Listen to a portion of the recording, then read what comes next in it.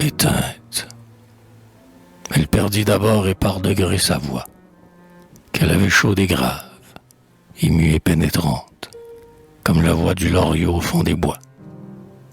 En l'écoutant chanter pour ses amis, parfois, même quand nul encore ne la savait souffrante, je me sentis le cœur traversé du soupçon qu'elle leur donnait trop de son âme vibrante, que son air s'achevait en un furtif frisson, et que le luth un jour plierait sous la chanson.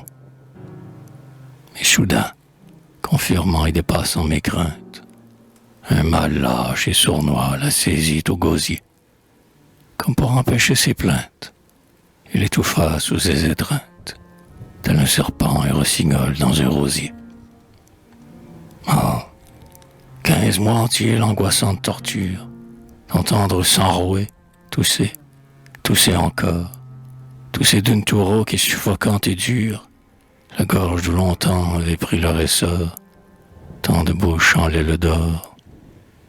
Chaque matin sentir plus sourd de sa parole, et ses efforts plus grands, plus vains, plus anxieux, pour l'appel qui supplie ou le mot qui console, la pauvre mère qui s'affole, puis ne plus rien entendre d'elle, que ses yeux. La douce enfant, si bien douée, si peu fière de tous ses autres dons, aimait pourtant celui par qui son âme tout entière s'unissait à l'âme d'autrui. Elle pleurait sa voix d'amour et de lumière, sans se douter encore que la mort la voulait toute, et qu'avec sa voix son âme s'en allait.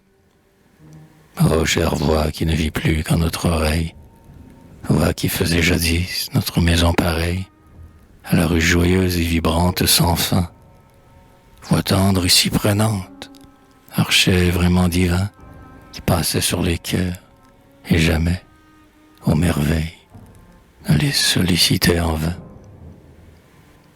Maintenant que dans l'air tu t'es évanoui, perdu, ou bien plutôt, puisque rien ne se perd, très loin de nous à tout jamais enfui, sans doute entrer au vaste et sublime concert, où pour l'éternité Dieu fait ses symphonies avec toutes nos voix dans son amour uni.